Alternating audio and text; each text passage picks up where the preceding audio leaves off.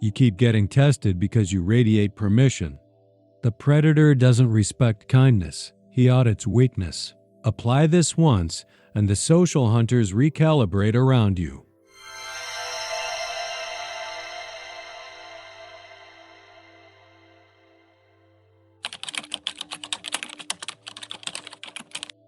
You believe you're being tested because you're surrounded by toxic people.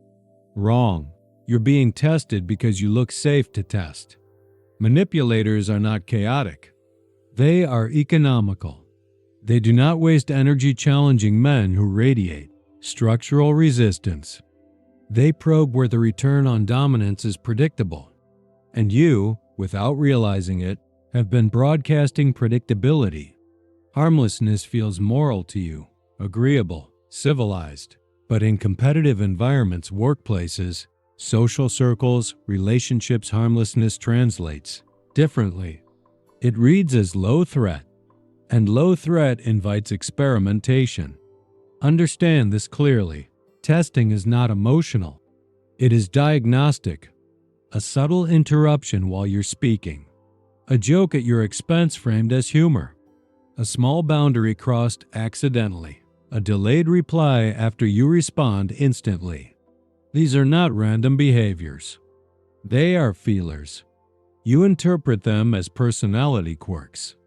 They interpret your reaction as data. The moment you laugh off a slight you didn't enjoy, you provide information. The moment you over-explain a simple no, you provide information. The moment you hesitate before asserting preference, you provide information. And information determines hierarchy. Most men fail here because they confuse being non-aggressive with being non-testable. They believe that avoiding confrontation eliminates conflict. In reality, it invites calibration. Predators do not attack immediately. They measure first. Think of social space as contested territory. Every interaction establishes micro-territorial boundaries, interrupts whose time is prioritized, whose emotional state dictates tone. These are invisible negotiations. You are either setting terms or accepting them. When you default to politeness under pressure, you signal that maintaining harmony ranks above maintaining position. That single prioritization makes you viable for repeated testing. Because now the manipulator knows your hierarchy of values: peace over power, approval over autonomy, inclusion over sovereignty. And once that order is mapped, escalation becomes simple. The harsh truth is this: you train them. Not consciously, not intentionally, but consistently. Every time you absorb the minor disrespect, to keep things smooth, you reinforce their confidence. Every time you responded faster than they responded to you, you established asymmetry. Every time you justified your boundaries instead of stating them, you signaled negotiability. You think dominance is loud. It's not. Dominance is structural. It's the absence of behavioral leakage. Men who are rarely tested share one trait: emotional opacity. Not coldness, not cruelty, opacity. Their reactions are measured. Their boundaries are concise. Their compliance is selective. You cannot easily predict how far. You can push them so you don't push. But you are readable. Your micro-expressions reveal discomfort. Your tone softens when challenged. Your body subtly contracts when confronted. None of this feels dramatic to you, but to someone scanning for leverage, it is clarity. You assume people respect goodness. They respect resistance. And resistance is not aggression. It is friction. If pushing against you produces no friction, pushing continues. This is the illusion of harmlessness, believing that moral intent protects you from strategic behavior. It doesn't. Social ecosystems are not governed by intention. They are governed by response patterns. Manipulators are not searching for evil. They are searching for elasticity. They test to see, how far can I lean? How much can I take? How quickly does he fold? If the answer is far, more, and immediately, the testing becomes routine. Here is the uncomfortable realization. You are not being targeted because you are weak. You are being targeted because you are compliant under ambiguity. That distinction matters. Weakness can be rebuilt. Compliance under ambiguity is a habit, and habits can be reversed. But first, you must dismantle the story you've been telling yourself that you're simply too nice, too patient, or too understanding. Those are aesthetic labels. The structural reality is simpler. You have been easier to measure than you realized. And once measured, you were categorized. Then we uncover the exact real-time diagnostic algorithm manipulators use to measure you while you think you're just having a normal conversation. Manipulators do not guess. They calculate. Every room is a laboratory. Every interaction is an experiment. And you are either the experimenter or the subject. The predator's advantage is simple. He watches while you perform. You walk into a room thinking about impression. He watches for reaction. You speak to connect. He listens to assess leverage. You respond emotionally. He records structurally. This is the diagnostic algorithm. Step 1. Stimulus. A minor provocation. A delayed response. A subtle contradiction. A light tease that cuts slightly deeper than necessary. Nothing overt. Nothing explosive. Just enough pressure to trigger a micro-reaction. Step 2. Observation. Do you flinch? Do you smile reflexively? Do you rush to smooth tension? Do you overcorrect your tone? Your nervous system answers before your intellect does. Step 3. Calibration. If you absorb the stimulus without friction, pressure increases. If you challenge it emotionally, pressure shifts. Form. If you hold neutral eye contact and concise language, escalation pauses. They are mapping elasticity. Most men think manipulation begins with control. It doesn't. It begins with pattern detection. The manipulator is not asking, "Can I dominate him?" He's asking, "How predictable is he?" Predictability is exploitable. When your reactions are consistent under pressure, apologizing when cornered, joking when disrespected, explaining when questioned, you become programmable. The predator now knows which button produces which outcome. And once you are programmable, you are manageable. Consider how subtle this process is. A colleague interrupts you mid-sentence. You stop speaking and let him continue. No protest. Data recorded. Conversational territory is negotiable. A friend makes a sarcastic comment about your ambition. You laugh and say, "It's not that serious." Data recorded. Ambition can be minimized without resistance. A woman delays responding for hours after you replied instantly. You double text to clarify tone. Data recorded. Time asymmetry produces anxiety. None of these moments feel decisive, but collectively, they form a profile. The predator is not emotional about this. He is clinical. He introduces variables and observes outcomes. Over time, he builds a behavioral model of you. That model answers 3 questions. 1. How much discomfort can he tolerate? 2. How quickly does he seek approval? 3. What does he protect and what does he abandon? Most men abandon position to protect perception. They fear appearing rude more than they fear being lowered. They fear awkward silence more than structural disadvantage. They fear disapproval more than subordination. The manipulator senses this hierarchy of fear instantly, and then he designs tests that target it. Silence. Delay. Dismissal. Subtle exclusion. Each tactic is small enough to deny intention if confronted. That is intentional. Ambiguity is the weapon. Why? Because compliant men freeze under ambiguity. You hesitate. You question yourself. You wonder if you're overreacting. While you debate internally, the external hierarchy solidifies. The predator doesn't need you to surrender loudly. He needs you to surrender quietly. That is the algorithm's final phase, normalization. Once you've passed several tests without resistance, the manipulator no longer tests cautiously. He assumes compliance. Interruptions become habitual. Jokes become sharper. Requests become demands. Not because he hates you, because you train the model. Understand this clearly. Manipulators do not respect intensity. They respect uncertainty. If your reaction is always diplomatic, always smooth, always emotionally transparent, you are predictable. And predictability reduces risk. But if your response under pressure is measured, minimal, and slightly ambiguous, no excess explanation, no visible emotional spike, the algorithm breaks.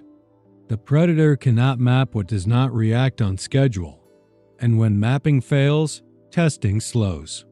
This is why aggression is ineffective. Explosive reactions provide data. Emotional lectures provide data. Defensive explanations provide data. Controlled neutrality starves the model. You have been feeding it with every nervous laugh, with every premature apology, with every attempt to preserve comfort over clarity.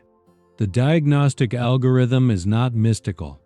It is simple behavioral economics. Apply pressure. Observe response. Increase investment where returns are consistent. And you have been consistent. Next, we expose the compliance archetypes, the hidden behavioral patterns that quietly make you statistically irresistible to manipulation.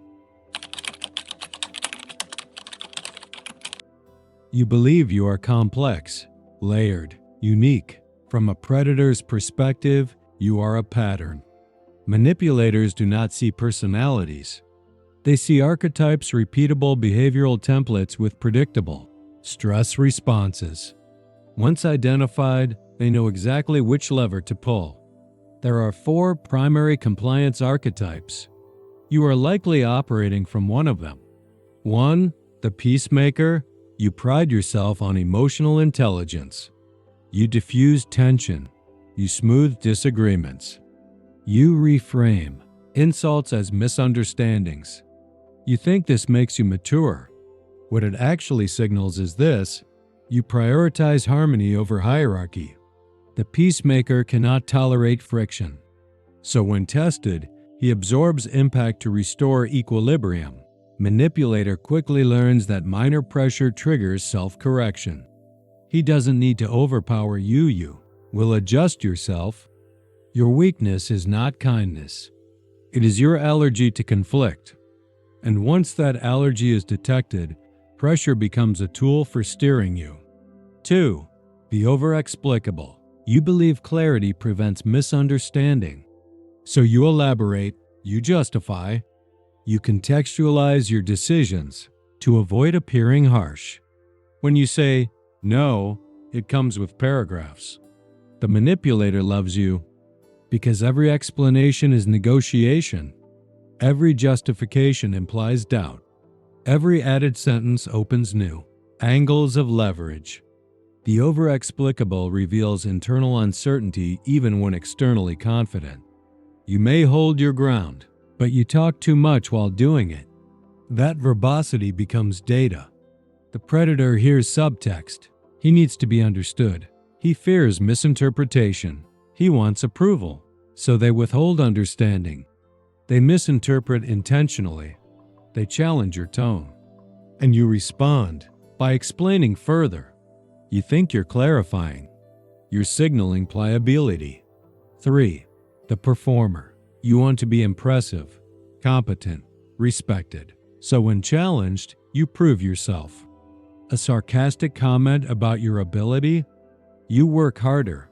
A dismissive tone? You increase effort. A competitive slight? You escalate productivity.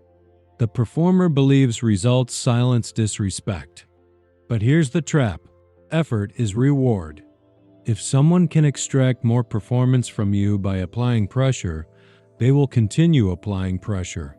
You are training them that provocation increases output. You don't retaliate. You over-deliver.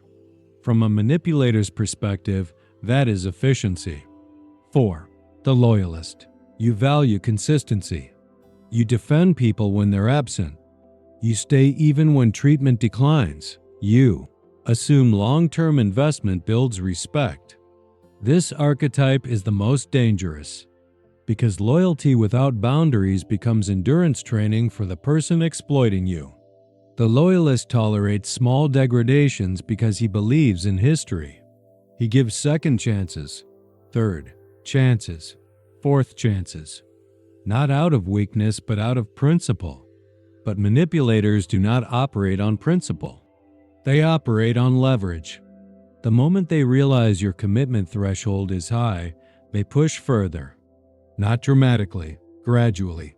They rely on your reluctance to overreact, and you call it patience. Now understand something critical. These archetypes are not flaws in isolation. They become liabilities only when unguarded. The peacemaker without boundaries becomes absorbent. The over-explicable without brevity becomes negotiable. The performer without restraint becomes extractable. The loyalist without standards becomes permanent supply. Manipulators do not invent these traits in you. They amplify them. They select the archetype that dominates your behavior under stress. Then they design tests specifically tailored to it. If you are a peacemaker, they introduce tension. If you are an over-explicable, they introduce ambiguity. If you are a performer, they introduce doubt. If you are a loyalist, they introduce inconsistency. Each stimulus is calibrated to activate your reflex. And reflexive behavior is controllable behavior. Here is the uncomfortable part. You probably cycle between two of these archetypes depending on context. At work, you may be the performer. In relationships, the loyalist. Socially, the peacemaker. This makes you adaptable but still readable. Until you remove reflex. The manipulator's power does not come from aggression. It comes from triggering your default script. The moment you stop running that script, the system destabilizes. But before we shift to strategy, you must understand how small, seemingly harmless tests compound into long-term structural subordination. Now we break down the escalation ladder, how small, harmless probes quietly evolve into permanent hierarchy placement before you even realize it. No one demotes you publicly on day one. They lower you in inches. Hierarchy is not established through dramatic confrontation. It is constructed through tolerated increments. A comment here, a delay there, a small dismissal that goes uncontested. Each moment feels isolated. It isn't. It's cumulative. The escalation ladder begins with what looks harmless. Level 1. Plausible disrespect. A joke that slightly undermines you. A correction delivered with unnecessary edge. An interruption framed as enthusiasm. If you challenge it, you risk looking sensitive. If you ignore it, you confirm elasticity. Most men ignore it. Data recorded. Level 2. Casual override. Your preferences become optional. Plans change without consulting you. Your time is adjusted without apology. Your input is acknowledged but not implemented. You tell yourself it's minor. You don't want to create friction over something small. That restraint is interpreted as tolerance. Level 3. Public calibration. Now the tests become visible to others. You're lightly contradicted in groups. Your authority is questioned with a smile. Someone speaks over you and the room adjusts to them instead. This is critical. Hierarchy hardens in public. If you absorb it silently, Observers update their internal ranking. They may not consciously judge you, but they feel the shift. Humans track power gradients instinctively, and once the group recalibrates, reversing it requires far more force than maintaining it would have. Level 4. Structural marginalization.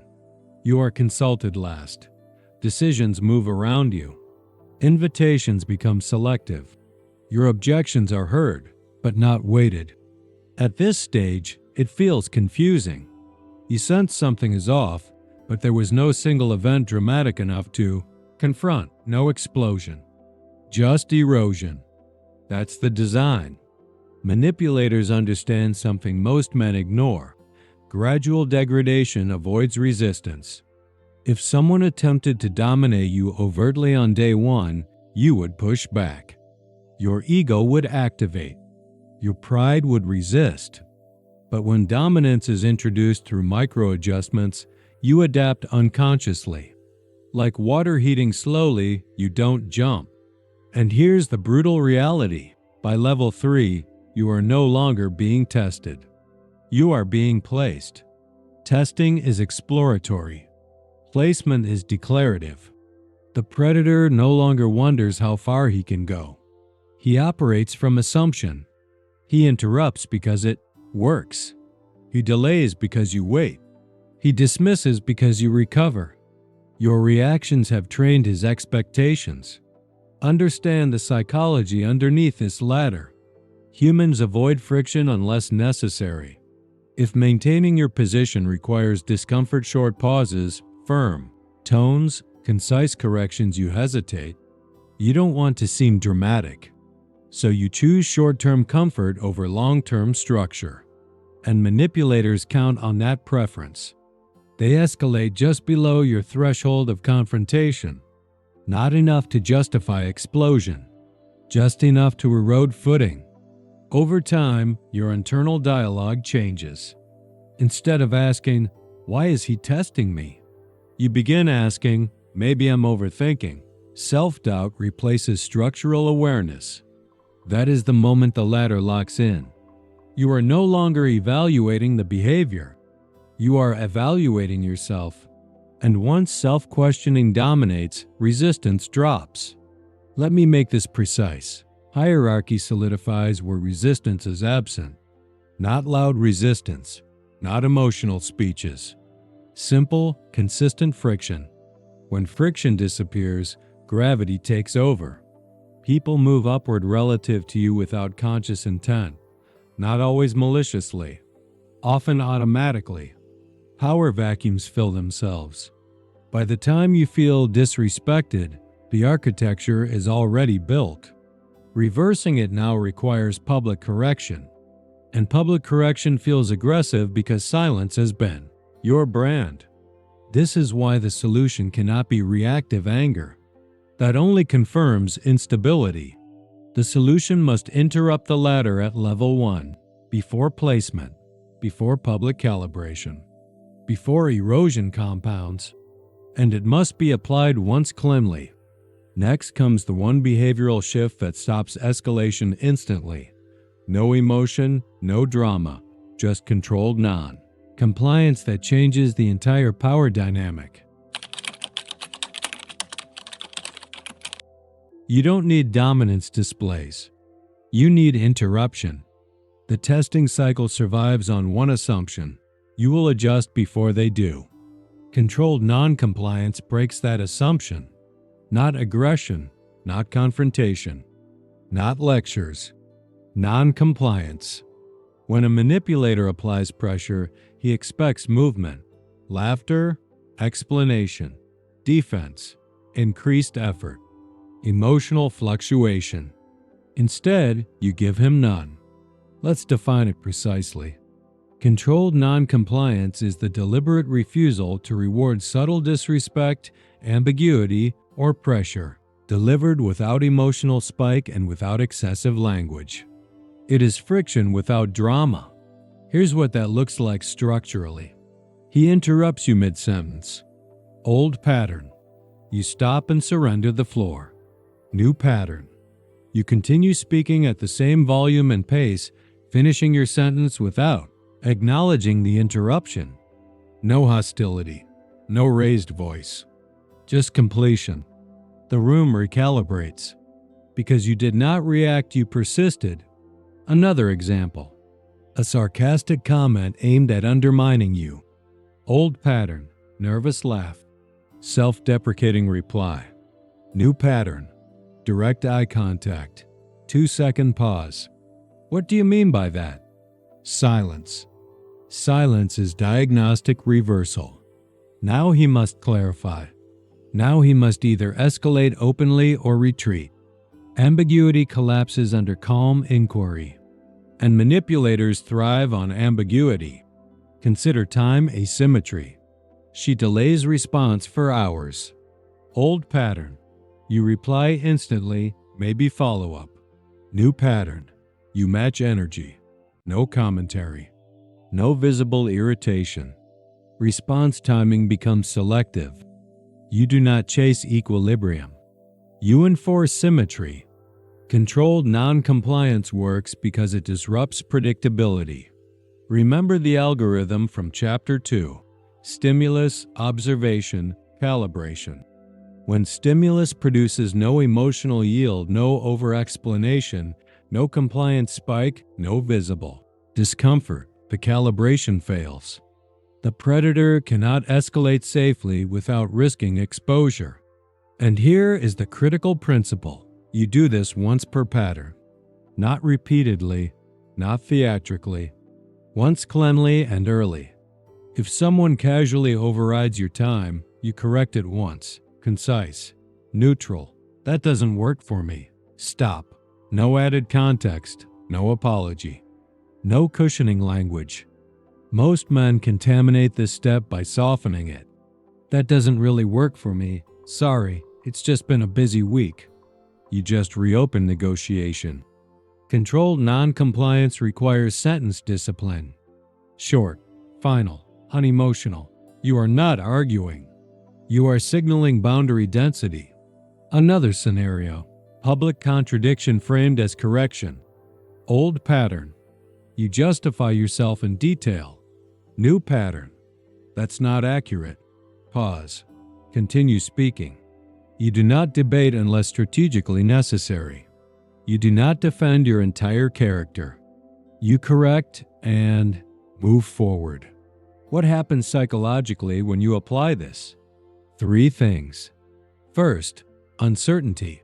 The manipulator expected elasticity.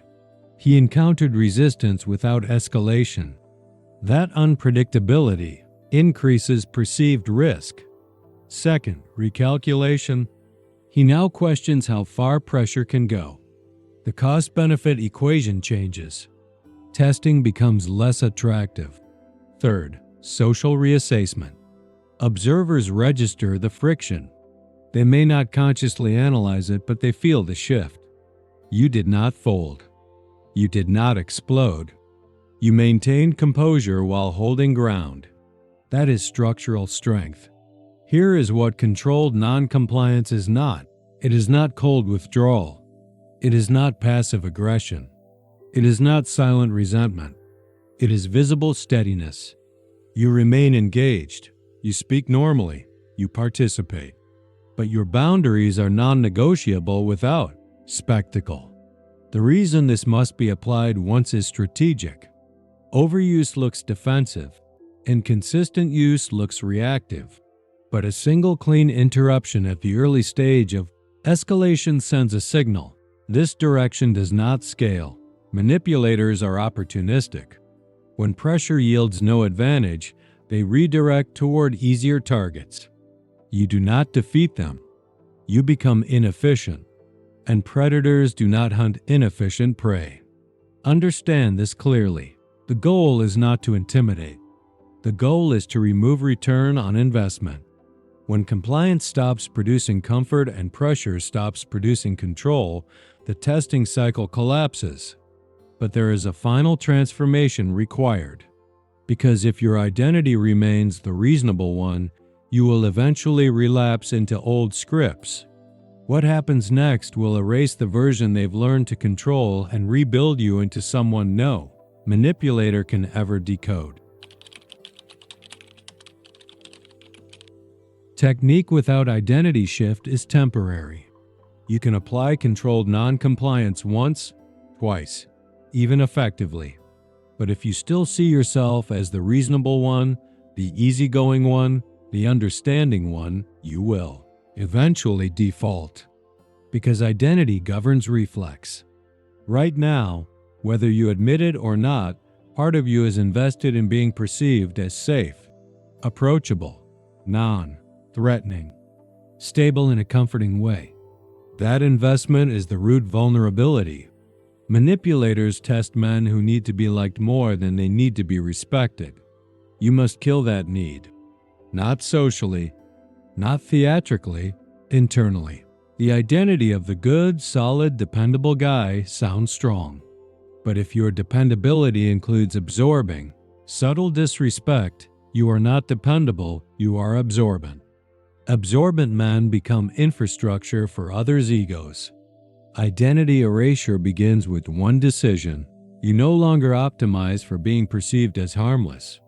You optimize for being structurally unmeasurable. This is where most men misunderstand the transformation. They think it requires becoming colder, harsher, more dominant in visible ways. It doesn't. It requires becoming selective with access. You do not react on schedule. You do not explain on demand. You do not defend automatically. You do not over-participate to secure belonging. You become a variable. A variable cannot be modeled easily, and what cannot be modeled cannot be confidently tested. Previously, your behavior followed emotional predictability. Pressure gives appeasement. Ambiguity gives clarification. Distance gives pursuit. Dismissal gives increased effort. Now that chain is broken. Pressure might meet stillness. Ambiguity might meet silence. Distance might meet equal distance. Dismissal might meet withdrawal of investment. Not punitively, strategically. When you detach your self-worth from immediate approval, something shifts in your posture. Your eye contact steadies, your tone slows, your speech shortens. You stop filling silence to relieve tension. And silence, when controlled, is dominance without announcement. The reason this works is evolutionary. Humans instinctively assess threat through uncertainty. A man who reacts predictably is categorized quickly. A man who reveals little under stress requires caution. You do not need to intimidate anyone. You simply need to remove emotional transparency under pressure. That does not mean you become robotic. It means your internal emotional fluctuation no longer leaks into your external behavior. You feel irritation? It does not flash across your face. You feel challenged? Your breathing does not quicken. You feel tested? Your tone does not tighten. Your nervous system becomes disciplined. Because here is the deeper truth. Manipulators do not just test your boundaries. They test your emotional volatility. If they can spike your emotion with small inputs, they control your state. And if they control your state, they influence your decisions. Identity replacement requires one core shift from how do they see me to what behavior scales. That is sovereignty. You begin evaluating interactions not based on immediate comfort but on long-term positioning. Does laughing at this scale respect? Does over-explaining this scale authority? Does tolerating this scale upward? If the answer is no, the behavior is removed. You are no longer performing personality. You are maintaining structure. This is why the transformation must be internal. If you merely copy the techniques without shifting identity, it will look forced. Others will sense the artificiality. Inconsistency invites renewed testing. But when the identity changes, when you genuinely no longer require universal approval, your responses simplify naturally. Shorter sentences, Fewer apologies. More pauses. Selective engagement. You stop competing for inclusion. You let inclusion adjust to you. At this stage, manipulators feel something subtle but decisive. Risk. Not because you threaten them, because you cannot be easily placed. You are no longer prey. You are no longer compliant infrastructure. You are no longer a guaranteed return. You are a variable